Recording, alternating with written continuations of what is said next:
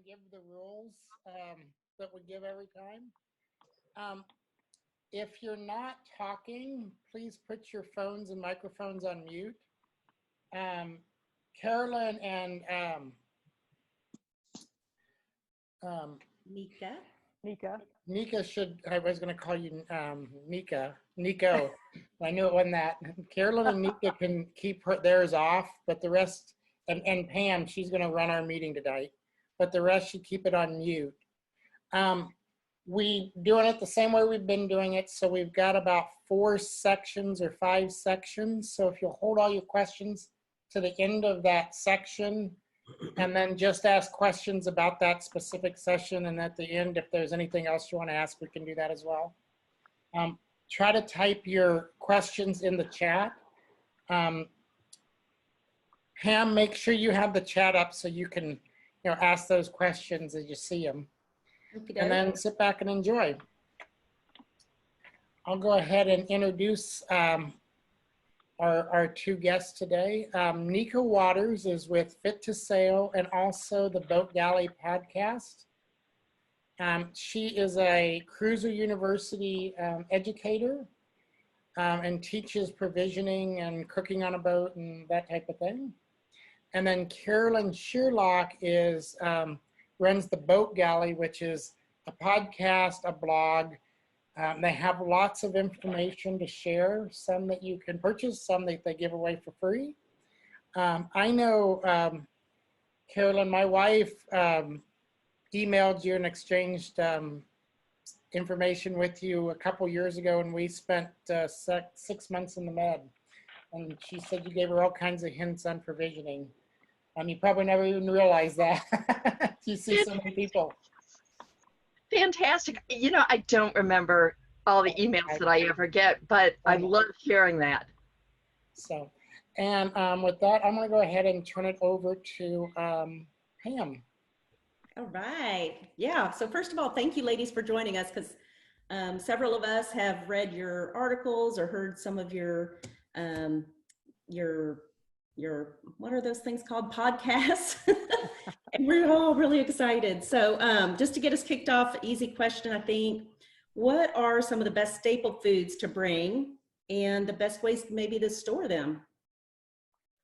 So I think I'm going to kick off some of the answers to that. And if you've listened to the podcast or read any of my blog posts, you'll know that my favorite answer to almost any cruising question is it depends. And best staples, I wouldn't take somebody else's list of what a staple is any more than I'd take anybody else's list about what the best foods are to eat on the boat. So it really is dependent on you and what you like and any allergies or anything that you have that go in with that. Another way to think about that question too, and it might be where you're going with this and I don't really know, is are you asking the question what's easy to find in lots of places instead of what's better to stock up on before you go?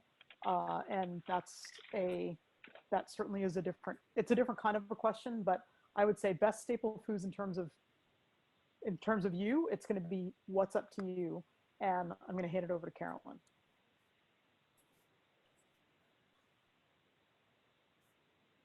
You're muted. Sorry, yeah, I had to get off mute because I didn't want to be making noise in the background while Nico was talking. My feeling is that boat cooking may be different from cooking ashore. I mean, cooking on a moving platform. The kitchen is a lot smaller. You don't have as many electric appliances. Water may be more limited. You can't just run to the store for something that you've forgotten. But you still like the same foods. And what I cook and what I consider to be my staple foods aren't really any different from when I'm ashore. So we have, eggs and cereal for breakfast. We have sandwiches for lunch. We have meat and a vegetable for dinner. My husband has a certain number of food allergies. I'm diabetic. So we really don't change things up that much. I may do things a little bit more simply by this is a picture of my galley that we've got up right now. That is the entire space that I use to cook day in and day out. So I do either have to make things so that they fit there, or what you can't really see, but there's steps going right there. Well, those steps actually end up being little counters and things like that. So go ahead, Nika, take the next section. I mean, I think one of the things that I just wanted to piggyback a little bit on, and you've probably heard this before, but really, I cook and eat the same kinds of things on a boat that I do in the house. That's for a number of reasons. One is that the things that I cook in the house are things that I like, and when I'm on the boat, I want to cook the things that I like. The other big piece with that is that often the foods that I am cooking at home, and we've spent lots of time living on our boat. We're not currently living on the boat, but we're about to, once this whole thing is over, that's our plan, is my husband and I are going to move back onto the boat for our long-term cruise. But the foods that I cook at home are ones that I'm familiar with. And the last thing that I want to do when I go cruising is to, yes, I like to spend more time in the galley because I have a little bit more time, but I don't want to spend a whole lot of time trying to learn a new technique of cooking. I want to cook the things that I'm comfortable with in the ways that I'm comfortable cooking. So my staple foods are, and we just did a great big provisioning. I've been joking with Carolyn saying that in the shopping that I'm doing for this virus is very, very reminiscent to me of shopping for going cruising, with a big exception that I don't have a freezer around my boat and I do in the house. But I make sure that I have flour. I make sure that I have rice. I make sure that I have pasta. I make sure that I have different kinds of oils and vinegars and spices. Those are my kinds of staples. Those are also things that in general, in the places that I've cruised, which we left from Texas 25 years ago, did the Gulf Coast all the way down the Eastern Caribbean, all the way to Venezuela, Trinidad, Venezuela, and Bonaire, and back up, and then have spent additional time in the Bahamas and the Dominican Republic. And those are all things that I can find other places. I tend to stock up on those staples when I have access to a car and my boat is at a dock, because it's much easier for me to go in the car to a local grocery store, come back, unload the stuff on a dock instead of putting it into a dinghy and taking it out to the boat, which I have done as well, but it's a lot easier if the boat's at a dock. So, Nika, I'm going to ask if you could either speak a little closer to the microphone, or there's a way to actually adjust your microphone volume in the dual setting. You're just a little bit soft. Okay, is this better? I can move it up here. Okay, I just made the volume a little bit louder for me, so I'm sorry about that. Is there anything you need me to repeat? No, you could hear it just a little bit soft. Okay. And then I think Carolyn was going to talk about storing foods and storing dry goods, which was another part of Pam's question. Yeah, I was going to start with the storing dry goods, and we had the picture up here a little bit back 3 or 4, I think, with the lock and lock containers. And yeah, there we go. And I love lock and lock containers on the boat for basically everything. They are virtually indestructible as compared to the hard plastic containers that we sometimes see. The hard plastic can shatter. These don't. And because they have the gasketed lid and the lid snaps down, you've got a really positive seal. And that keeps bugs out. It keeps moisture out. And I wish I'd kept it around. I just had a whole big bag of sugar that was in a screw top lid container, and it had been sitting here for, I don't know, maybe 3 months. I'm actually currently on my boat. I live full time on my boat. And it had gotten moisture in it, and it was, the bottom of it was actually turning into this liquidy stuff because of the humidity was so high. Lock and lock containers are great. Anything that is grain based, throw a couple of bay leaves in to keep the bugs out. It's huge. And for anything that's sugary, whether it's sugar, honey, cereals that are sweet, anything like that, throw some cloves in, whether it's ground cloves or actually whole cloves or a couple drops of clove oil. Go ahead and stick that in. And I think, Nika, you had some stuff to say on the drinks and so forth in your cans. Well, and one of the things that that is a conversation when how's my volume? Mike, is that better? Just give me a thumbs up. Is that good? Okay. Good. Good. So with canned drinks and canned goods and drinks, things that you have to think about when you are putting things onto your boat is actually the weight balance. And I will take one step back and just remind you that when you're planning your provisioning and your storage of things, make sure that you are talking to whoever else is going to be on the boat with you, so that you all know what's going in different storage containers and storage lockers. There will be some that are more accessible, some that are less accessible, some that are deeper in the bilge, some that are further forward, further aft. And you want to consider weight and balance of the boat, particularly if you're on a sailboat. It makes a big difference in terms of your performance and how fast you're going to get somewhere and how comfortable that ride is. Remember that you're going to be looking to keep weight as low and as central as it can be. And I know that's not always possible in everything, but think about that when you're considering what you're storing where. For instance, I've got a pretty decent storage space. It's not particularly accessible, but I've got a lot of storage space behind the stove on my starboard side. That's where I store wine bladder bags, and those go down low, and then toilet paper and paper towels are above them. Those are things that I don't need to get at very frequently, and the heavy weight is down low and the lighter stuff is up higher. In terms of thinking about how do you store drinks and that sort of thing, I'm in the glass is okay on a boat camp. I know there are a lot of people who are not, but my preference is for beer in glass and and tonic in glass. Wow, I seem to be stuck on beer. What we found with aluminum cans are lighter, but they are also very susceptible to pinhole leaks if you put them in a place where they can chafe. And we had this experience in the Bahamas where we went and bought a case of tonic. And if you've been to the Bahamas, you know that the mixers are super expensive and we couldn't find any tonic in glass bottles. So we bought expensive aluminum cans, and imagine our surprise when we dug it out of the bilge, which is one of our storage spots. And I think 2 out of the 20 of them they had chafed through and the tonic had all spilled out. So just watch for that. Watch for the chafe if you have aluminum cans that you're using. You don't really have to worry about chafe with food cans, though. I don't remove labels from canned goods, although I do write the contents and the date on the top of them. But I do not, sorry about that. I don't store those canned goods in the bilge or someplace where they're going to get wet. On our boat, our water tanks are in the bilge, and so that's water tank storage. And the other places are for where we can put it. If I needed to store canned goods in the bilge where they get wet, I would likely take the labels off, because I would not want A, the labels to disintegrate and go off of there and make a mess, but B, which would not be great.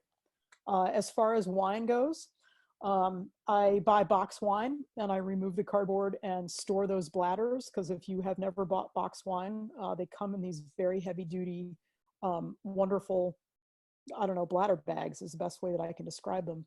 But I take them out of the cardboard, so the cardboard isn't coming on the boat for a couple of reasons. But I store them in 2-gallon Ziploc bags, and then I double bag those inside a big heavy duty contractor garbage bag. And so I store 4 or 5 of them in one garbage bag, so it's easy if I need to pull it out, even though I don't, I'm just pulling one at a time. Any plastic bags that I use on the boat, I reuse. I wash and reuse. So it's not just going into a landfill somewhere. I'm reusing those Ziplocs all the time.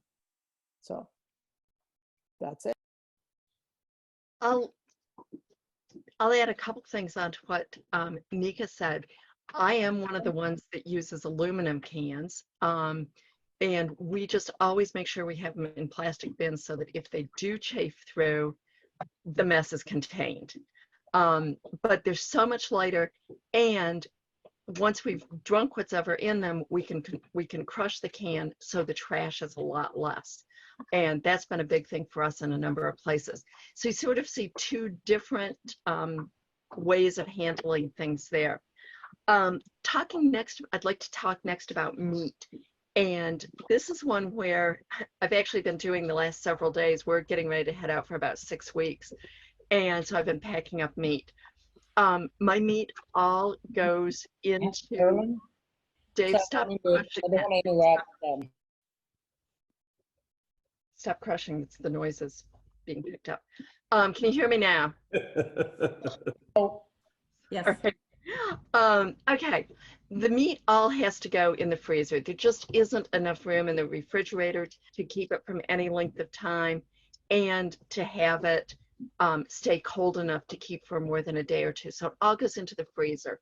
And because my freezer space is really, really limited, the number one thing that I do is make sure that it's all boneless. And if I can't buy it boneless at the store, I simply cut the bones out myself. Depending on how long I'm planning to keep stuff, I may put it in vacuum seal bags, or I will simply put it into Ziplocs. Now here's a picture right up here where I buy stuff that's vacuum sealed at the, well, when it's sold at the store, it's already vacuum sealed, it comes that way from the producer. And that is absolutely huge because that type of meat, it's been handled a lot less and by far fewer people. So you can store it a lot longer, it stays better, and there's less chance of contamination. Here, on something like the ground beef, I take that and I repack it all to make single meal size packages. So that when I take it out of the freezer, I'm only taking 1 day's supply out. And the big thing when you're packing your freezer is mix things up. You don't want to have 17 packages of ground beef at the very bottom of everything. And so the first night out that you decide you want ground beef, you have to take everything else out, dig down to the bottom, and then try to figure out how to Tetris everything back in so it still fits into your freezer. By mixing up your pork, your chicken, your hamburger, whatever, you can just grab something off the top pretty quickly. Okay, Nika? Yep, I was going to say the one thing that is, as you're talking about this, there's so many of these things that are applicable right now as we're going through this pandemic. And one of those is go and buy lots of meat and you can repackage it into single portion things and put it in the freezer and organize it not so that every bit of meat is the same and the other way around. So one of the things that we hadn't talked about yet is milk and different ways of dealing with milk on the boat. If you have kids or you're sailing or you are a big milk drinker, it's tough to find fresh meat or fresh milk, and often fresh milk takes up a lot of space in the fridge that is probably limited if you're like most boat fridge people. So you can buy things that are like, you can buy boxed milk. UHT is ultra high temperature. It's the stuff that you see in the grocery store in cardboard. They look like cardboard boxes. They're actually not.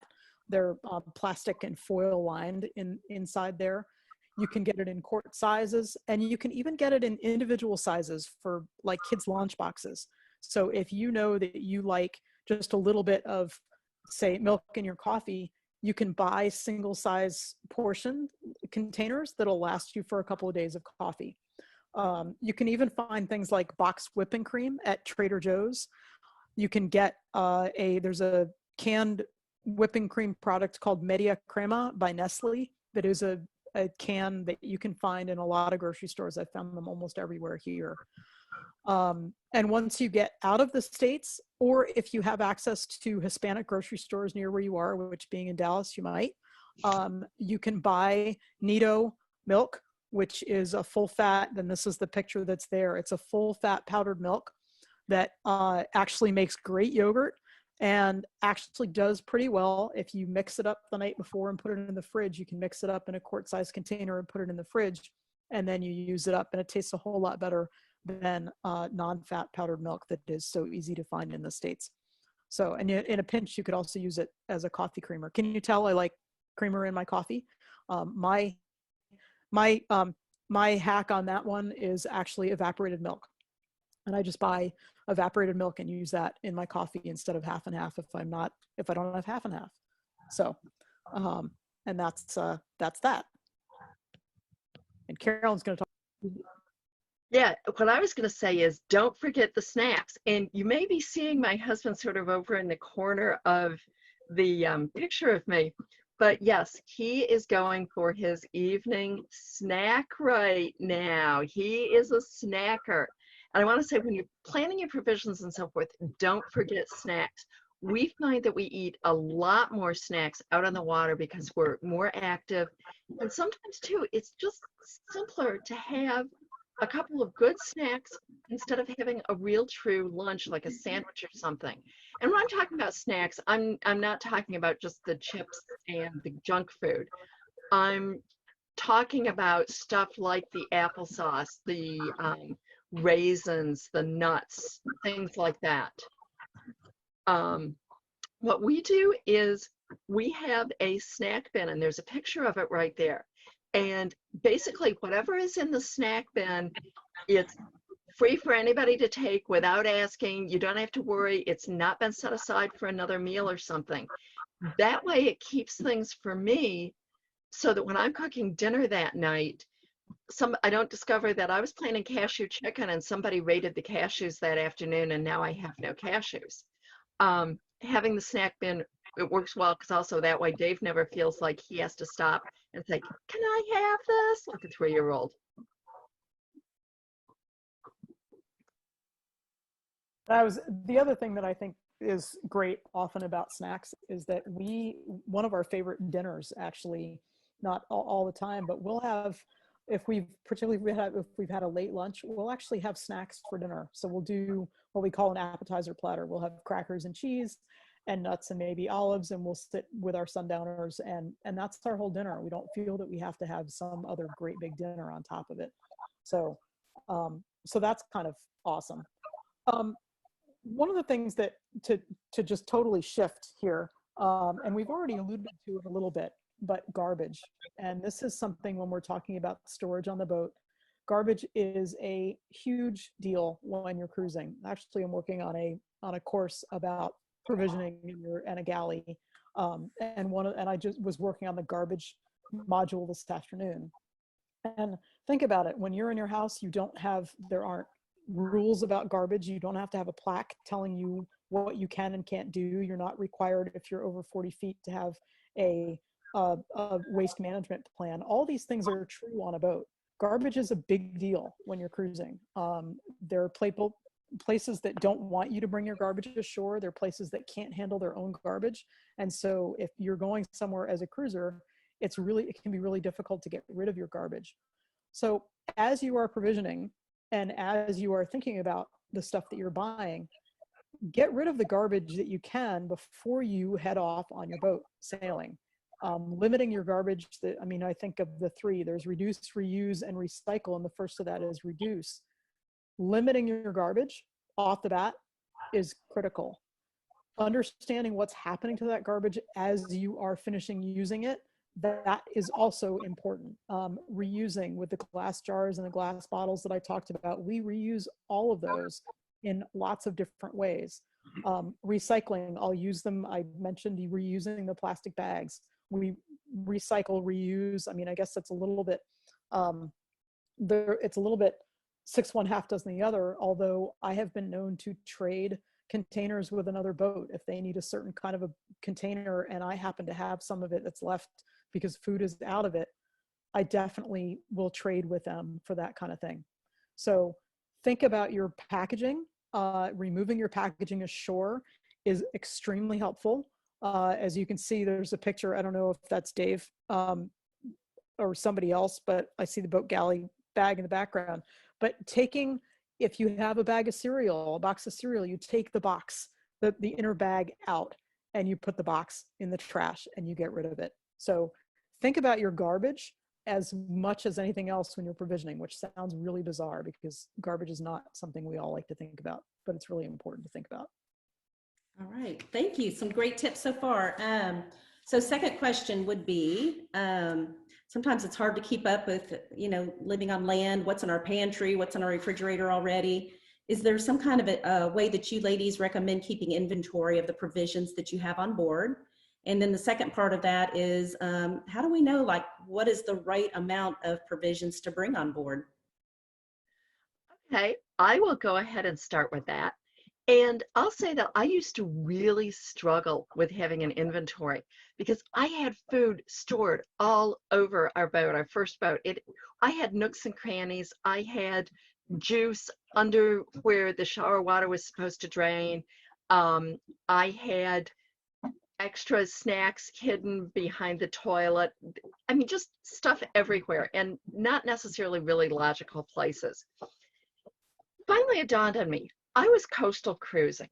I had access to great grocery stores every 2, 3 weeks along the way.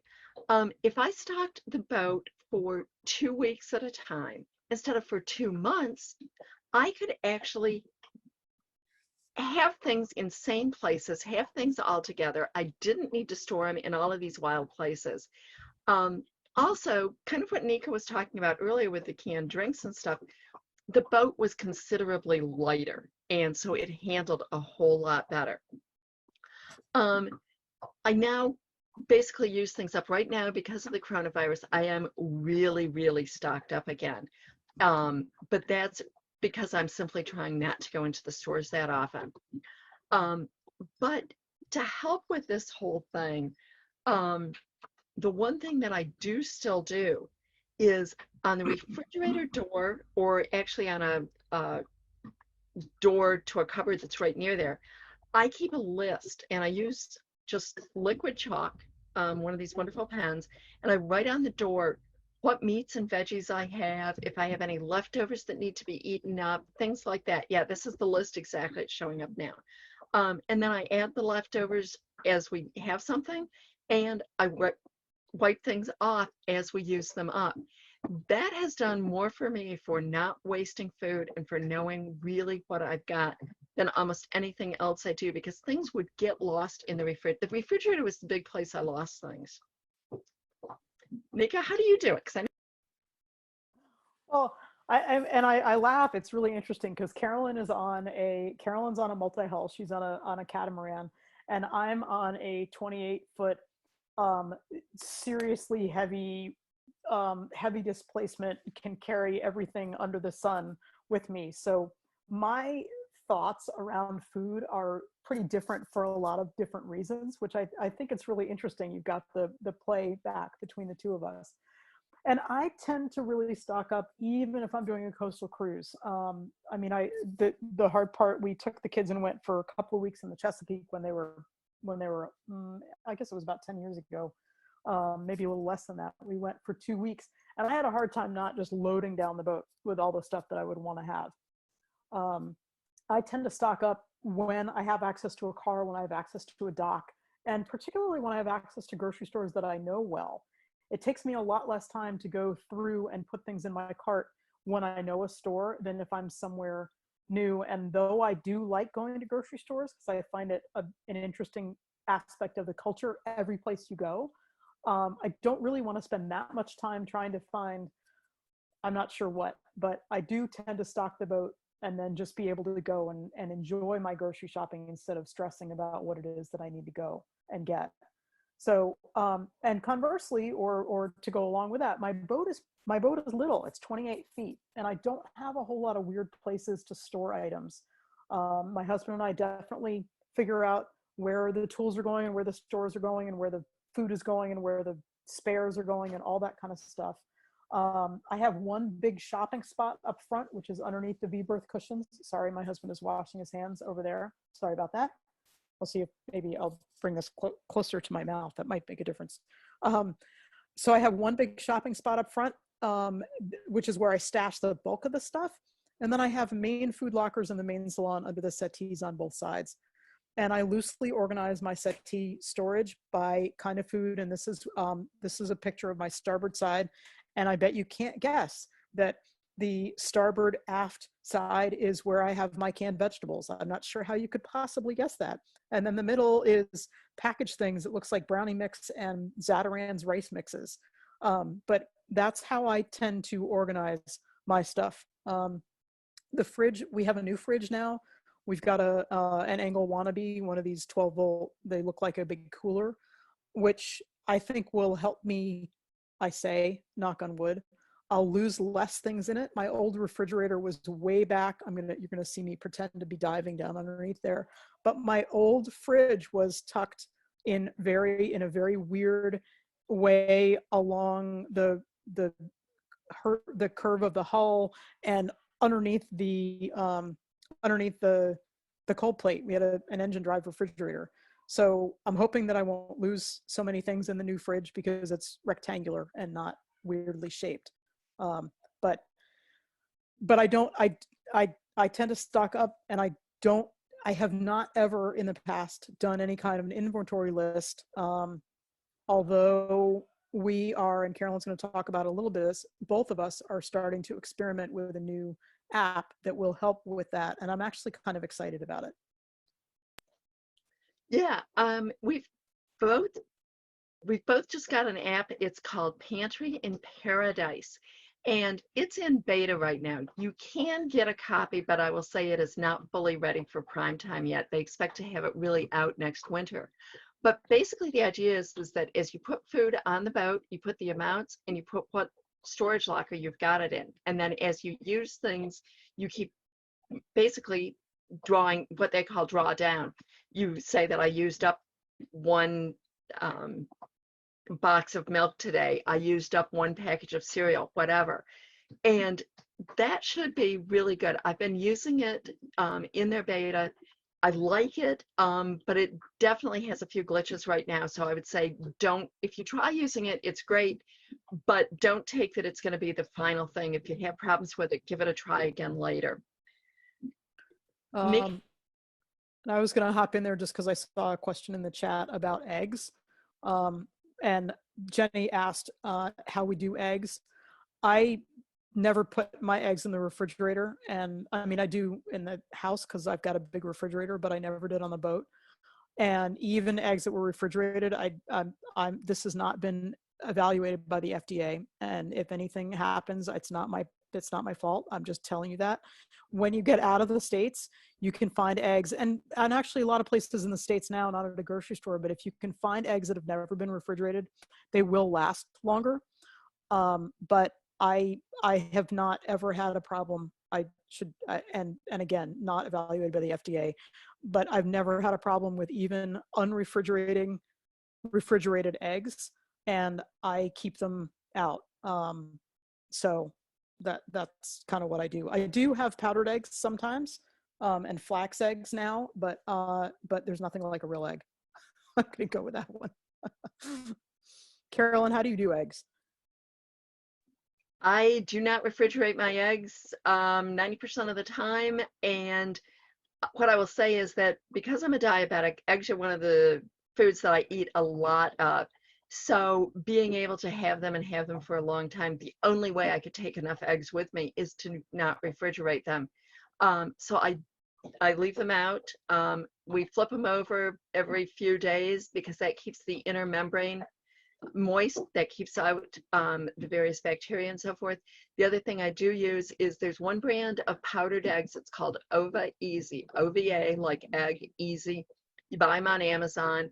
They are fantastic powdered eggs. I mean, you can't have your eggs sunny side up or something with it, or a hard-boiled egg. But as far as for doing baking, for having scrambled eggs, omelets, things like that, they're excellent. Taste really like fresh eggs. So how much do you bring of stuff, Nika? And that's a big one. And I think there should be a slide coming up that we've got in here. That's me. Hi, everybody. That's off the coast of Panama. But one of the things that people really question about is how do you actually take what the serving size that's on there and how do you translate that into real life? So this is a slide that is on provision and quantities. And what I tried to do with this slide is to tell you kind of what it means. So, and I can send this to you. I've got it. I actually have it on my website, and it's part of the whole provisioning presentation that I'm putting together too. But essentially, if you think about the real life quantities that you use, so for instance, 5 pounds of flour, that's about 16 cups of flour. That's about 8 loaves of bread. if you think about, is that right? Yeah, I think that's about right. Yeah, that's about right. Maybe a little less than that, might be 7. 5 pounds of sugar is 11 and a half cups. So if you like to make cookies and the recipe calls for 3/4 of a cup of sugar, you can figure out how many recipes of those cookies you can make with that. I think of a pound of meat as being about 3 main course servings, and we tend to have leftovers for lunch the next day. So I'm going with a little bit bigger. If you have teenagers or you've got people who have smaller appetites, adjust that to yours. But in terms of thinking about what quantities of things to buy, if you understand what those quantities give you in terms of real life, that's a really good place to start. I think I have on there a pound of dried yeast is 53 batches of bread. And yes, you can buy yeast by the pound. If you go to a place like King Arthur, or if you go into a Sam's Club or a Costco, you can buy it in this in a cool vacuum sealed bag. And I empty it into an old mayonnaise jar. There's my reusing, and it keeps for forever. So there's a bag of yeast. That's what it looks like. And it lasts for forever. So 53 batches of bread, if you're making bread once a week, that's a year's worth of yeast. Kind of interesting to think about that as you go. The biggie is a pound of coffee. To go along with my love of coffee creamer, I have to have my coffee. And so a pound of coffee gives you about 80 tablespoons. And how much that brews is up to you and how much coffee you like to go into each particular cup. So understanding portion sizes and how much in real life something actually gives you is very helpful. And again, that's one of those it depends answers, because if I was cooking only for my 2 teenagers, they're going to eat vastly more than if I'm just cooking for me and my husband. So there's that. Talking more about how we plan for foods and so forth. It depends for me a lot on how long of a trip I'm planning. On trips up to about a week, I usually do start with a rough meal plan, and then I develop my provision list from that. We're going to have chicken one night, we're going to have meatloaf a night, we're going to have spaghetti. Our first night out, maybe we'll have steaks, maybe we'll do that for the last night. We'll lobster, we'll plan fish, whatever. And then I plan the provision list from that. If I am planning a longer trip, I do what I call pantry provisioning, in which case I know that, say, we're going to go for two months before I do another big stock up, and we tend to maybe have spaghetti every, say, 10 days. So, okay, 60 days. Okay, I want to have enough stuff. I want to have enough pasta, enough spaghetti sauce, and enough ground beef to have it 6 times. And we go from there somewhat. The one thing that I do is, just like I have that list on the refrigerator with my refrigerated foods, when we're on those shorter trips where I have sort of a meal plan, I will put a list up with my planned appetizers and our planned meals, not necessarily what day we're planning to have what, but what things I was planning, so that I don't use ingredients for other meals. And then I'm sitting there going, okay, I have a can of artichokes, a can of green peas, and a pound of butter. Now, what do I do for dinner tonight?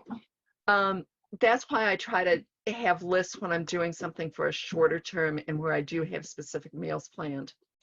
And I think that's where, if you're talking about going chartering, that is definitely an important way to go about thinking about your provisioning.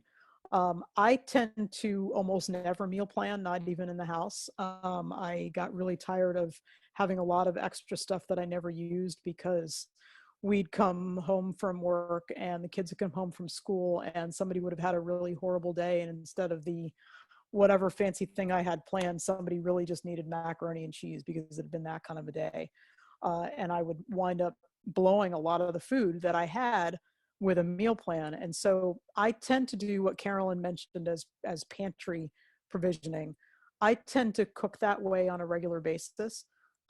So I think about, we like to eat meat about half the time, we eat beans about half the time. And so I try to make sure that I have that, and I've got a good selection of vegetables. And I always make sure that I have I'm sorry, my family is having a field day downstairs. I don't know if you can hear them or if it's just that loud. Okay, I'm glad you can't, because I'm missing out on something awesome. They're really loud down there. So, um, so if you're going cruising though, think about making sure that you allow for a little bit heartier appetites, like Carolyn talked about, allowing for lots more snacks. People probably eat a little bit more if you're going cruising. People eat a little bit more. If you're going chartering, you're on vacation, you're chilling out a little bit, you tend to eat a little bit more with that one too. So so I don't meal plan in that way. I do more of the what haven't we had in a while, what do we have that needs to be used up, where does that go? And I do that in the house as well as on the boat. So I don't change the way I cook much. So Hey, Nikki, you've got a really cool provisioning formula thing. Why don't you share okay. that? I can share that. So, and so here's a provisioning formula, and this can be a little bit mind-boggling and scary if you first think about it, because the provisioning formula is, so how many meals a day do you eat? And you might say 3, but then when you break it down and you think about it, it's really not 3, but I'll get to that in a second. How many people are you cruising with? So maybe it's 2, maybe it's 4, 3, 5, whatever. And how many days between provisioning stops? So if you know that you're doing coastal cruising, and you can look and you say, all right, I'm going to leave from Houston and I'm going to go to Louisiana, going over to New Orleans, and I can't remember how long it takes to get there. Might be 4 days, 5 days. This is, again, something that I can send out. I can send this stuff to Mike so that he can send this stuff out. And basically you're looking at the number of meals times the number of people times the number of days, and that's the total meals that's required. And that can be an oh my God kind of a thing, particularly if you say it's 3 meals a day times even 2 people, and my math is really not this good and I didn't do this off the top of my head, but let's say it's 3 meals a day, 2 people, that's 6, and 7 days between provisioning stop, that's 42 meals. And you might say, holy crap, what can I do with 42 meals? But chill, just relax a little bit, because think about it. Breakfast is probably the same every day. I bet you probably always have cereal or an egg or a piece of toast or just coffee with creamer, because that's what I do most of the time, right? Lunch might be leftovers from the night before. So honestly, as you think about it, you might really be focusing on 1 meal a day for the number of people and the number of days between provisioning stops. As you think about the kinds of food that you like to eat, the flavor profiles that you like to have. So if you know that you like eating Mexican flavored meals, and so you've got lots of cumin and lots of garlic and lots of oregano and lots of hot peppers, you probably can put together a whole lot of things, and you're not going to need a lot of extra excess everything else. So this is my formula. It's not as daunting as it might seem when you initially look at it, but when you break it down, you can say, okay, if you know that you're cruising with 2 people for a week and you like to eat meat say 3 times a week, and that 1 pound of meat gives you enough food for dinner and then lunch the next day, you say, okay, so I need to make sure that I have 3 pounds of meat with me for that 1 week of provisioning. Oh, that feels a lot more doable than that 42 meals that I initially started with.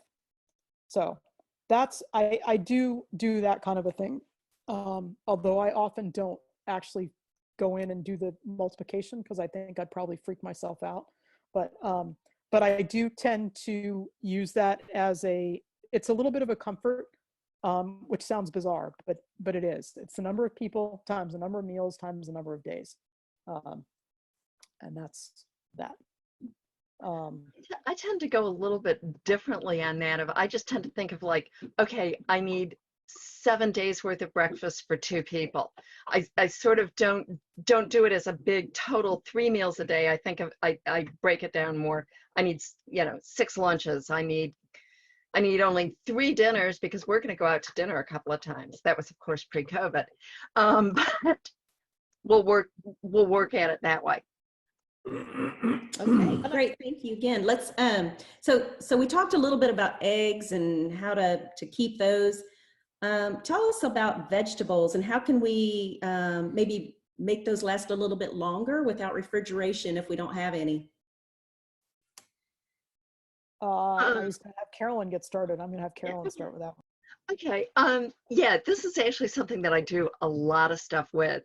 Um, Being able to store veggies without refrigeration is a huge thing, and it's actually so much simpler than you ever will believe it. And right now, in fact, even in a house, I've got a lot of people who are coming to me and asking for tips and tricks on how to do this. And I've given Mike a PDF, and I've told him to make it downloadable for you guys. If you prefer, if it works better, he can send it out. But there's a big white sheet. Yeah, this is it. It's a whole PDF here on the 12 most common vegetables and how to store them without refrigeration. We're running a little bit late now, so Nick and I were going to talk about sort of a bunch of these, but I think we'll try to make it a little bit shorter here. The one to know is that lettuce stores horribly. You can get it to store a couple of days. Instead, cabbage really becomes the cruiser's friend. Napa cabbage is a really good halfway point between lettuce and cabbage. It won't last forever like cabbage will. A head of cabbage will last at least a month. Napa cabbage will last more like a week, but it's a softer texture, so it's nice. And so don't worry about having to make notes on all of this because we will get this out to you one way or another. I see Mike nodding his head there, so we'll get those out. Go ahead, Nika, on a couple of the ones that you find more interesting there. As a basic rule, as you don't have room in the fridge, put your vegetables in some place that they have lots of airflow around. The one thing that I will say with peppers, if you buy peppers that have the stems on them, you can actually hang them up. You do a clove hitch on them and you can hang them up. And if they don't touch each other, they will last a really, really long time, even in the Caribbean in the summertime, without going bad. If they're not touching each other, if they touch each other, they get bruised, but you can keep peppers for a super, super long time if you buy the ones that have the stems on them. So that's a trick that I have that I found. They shrivel up and they turn red if you buy green ones, but they're fine. So, and as you get room in your refrigerator, put the vegetables in the fridge, the ones that are there. So, there are also a number of these that don't ever have to be refrigerated. Tomatoes, potatoes, onions, garlic, don't refrigerate those to begin with. So that's it. And we can answer more of those after, but I want to move on so that there's more time.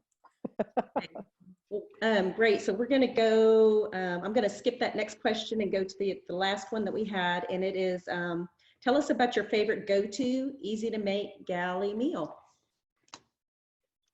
Okay. Mine is called chicken bruschetta, and it is basically a marinated and then grilled or sauteed chicken breast with a bruschetta sauce over the top of it. And we have the recipe here, but it's a marinade made from oil, balsamic vinegar, and a whole bunch of garlic and good Italian spices. And then you marinate the chicken in that, and you reserve a little bit of that you put over your tomatoes, red onions, and so forth. And that serves as the topping over it. Add a slice of some good bread that you get at your grocery store bakery, or if you want to make it yourself. Both Nika and I are bread bakers. So we'll do that, and maybe a little tossed salad or some green beans on the side. You've got a really simple meal, very good. And I typically pair it, with a nice glass of white wine. And again, that recipe is going to be coming out there with the stuff.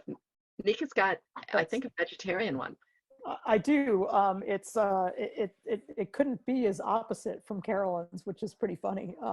Ours is pasta with beans and garlic, and basically I do I put some olive oil in a pan, crush a whole bunch of garlic into it, open a couple of cans of pinto beans. I usually do a couple of dashes of Worcestershire sauce, maybe some chicken stock, boil up some pasta. Penne is our favorite because it traps the beans and the good sauce that's in there. Serve it with hot sauce and Parmesan cheese, and it's simple, simple, simple. Great with the salad on the side, but that's pretty much it. And we learned about that. The first time I made this was actually on the boat in Trinidad. We had somebody come over for dinner, and I opened up the pepper to pour some on, and the whole top fell off. So it was like peppered pasta with garlic and beans. So that's my joke on there. But it's really awesome. It's good. The other thing I like about it is it's good hot, cold. It's a terrible shot, but it's good hot, cold, or in between, meaning it doesn't matter if you make it early and eat it later. It's good anytime. So that's our favorite. Kids like it too, which is helpful. Those look wonderful. And so now, And oh, there you go. There's the cookbook. Tell us a little bit about that. okay, what I was going to say, to back up a step, there's over 100 boat-friendly recipes on my website, which is theboatgalley.com. And right up at the top of it, you'll see a menu bar, and it'll say recipes. And if you click on that, you'll see about 100 of them. You can sort them by whether you're looking for main dishes, breads, desserts, whatever. But then the other thing is, where I first got started is I wrote the Boat Galley Cookbook, and that is literally over 800 boat-friendly recipes. And it's not just recipes, but it details how you make these things, the techniques and the strategies, and how you work into it, how you stay safe working on a moving boat and things like that. There's also a whole chapter in there that is nothing but substitutions, which is one of my favorite parts. Yeah. I still use it, even though it's my book, but I look back at that because so many times when you're on the boat, you think, oh, geez, I'd like such and such. Oh, but I'm missing that one ingredient. And you check in there and it's like, oh, it may not taste exactly the same, but it's certainly a perfectly passable substitute. Yeah, and, it's one of the few cookbooks that we take on board Calypso. So right. And what really awesome. one thing I was going to say on that is it's available on Amazon, both in print and in Kindle. And the other book that we saw somewhere back in here, the other book that I have is Storing Food Without Refrigeration, and that is 229 pages, I believe, if I'm remembering correctly. But that is exactly what the title of it is, real imaginative. But if you're looking for more about how to store your vegetables, your fruit, how to do milk, eggs, everything else without refrigeration, or using your refrigerator as little as possible, that's all in there. And again, it's on Amazon. I'm just looking at the picture that's there, Carolyn. And do you have your asparagus on toothpicks? Yes, they put them in little rafts, make them into little rafts, Oh, and then they that's don't so fall smart. down through the grill grates. I like that idea. That's a really good one. That's a really good one. Okay, Pam, what else did you have for us? Well, I was going to open it up to anybody else to see if they had questions. And so if you didn't get to post your question earlier, if you have any, and if not, then I've got one for me.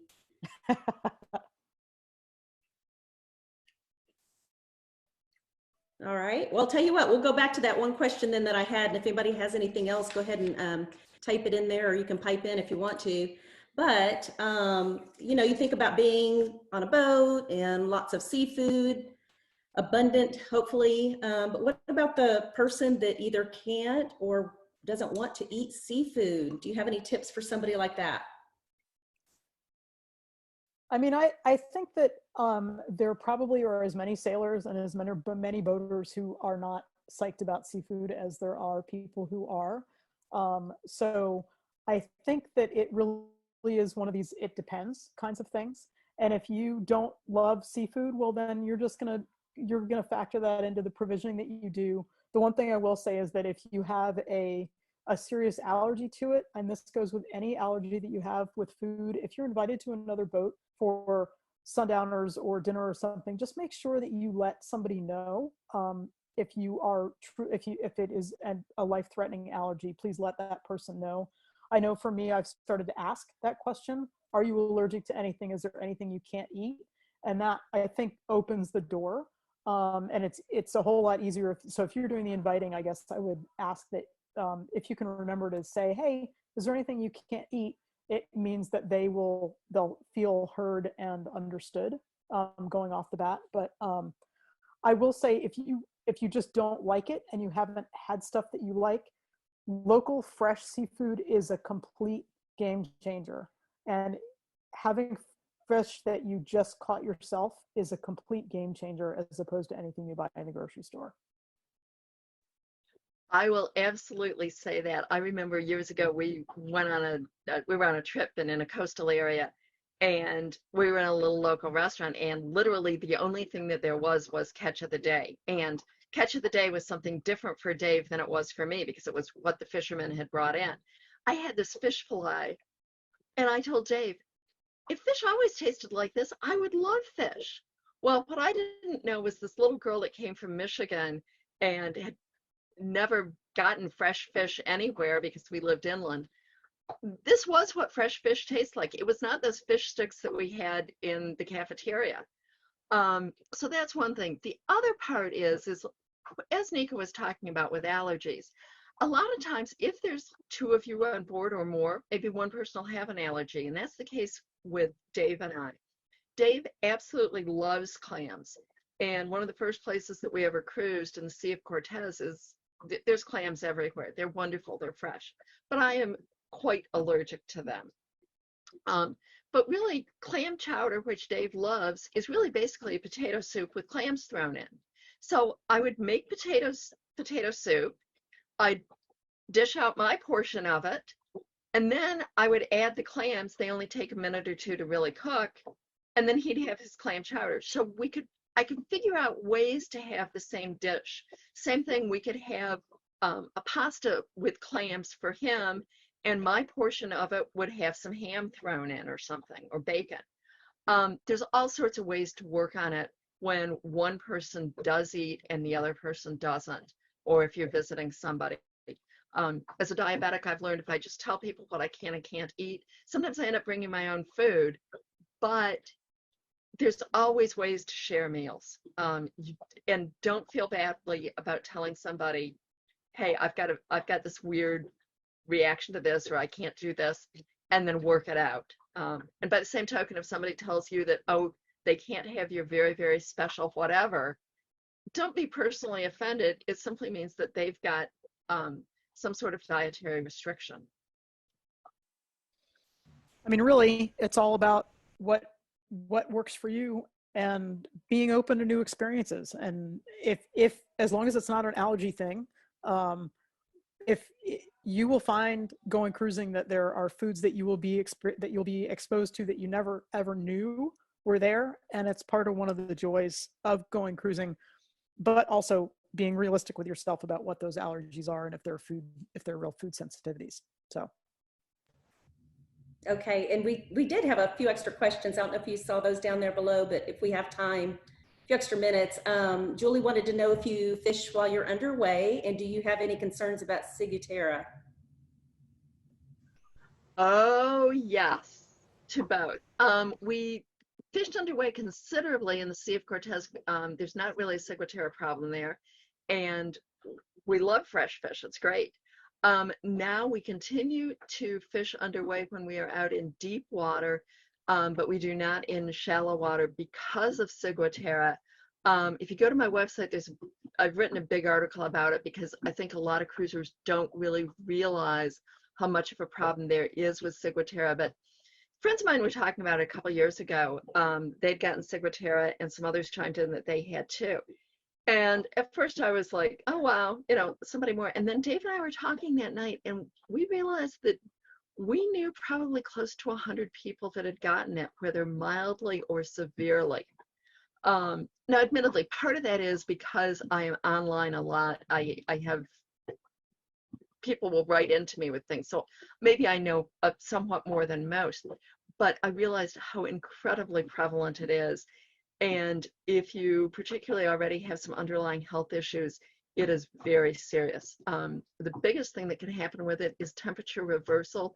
Hot feels like cold, cold feels like hot.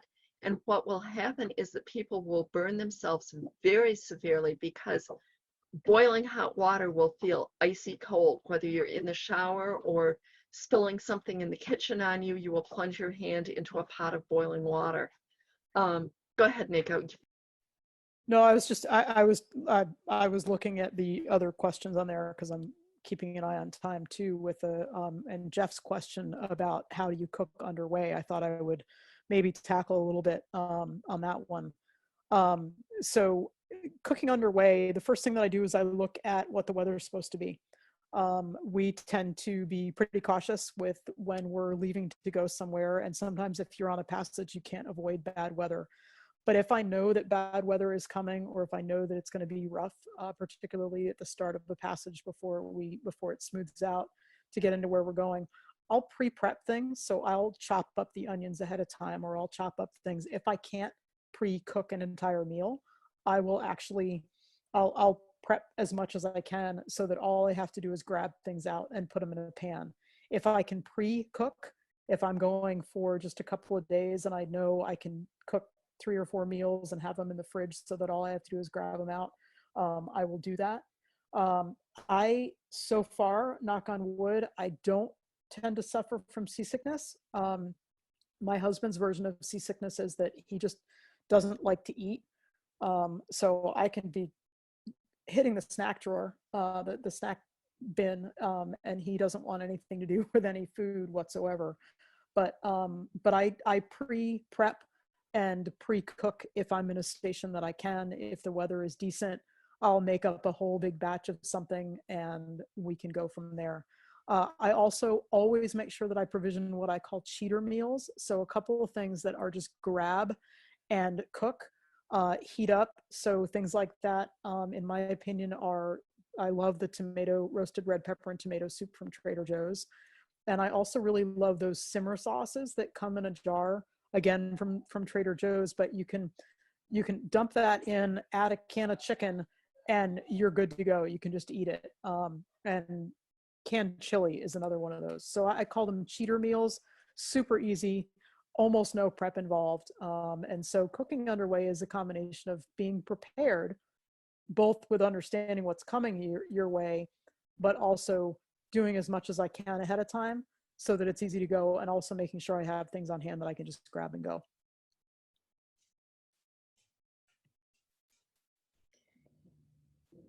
I just messed up. I don't know if you can hear me. Okay, there we go. One more quick question then. Do you buy food items from motorboats that come by to sell produce or other items? Absolutely. We buy shrimp from shrimp boats. We'll buy lobster and other fish from fishing boats. We will buy produce from people that come by selling produce. In some places that we've been, there are even boats coming by selling gasoline and diesel fuel. They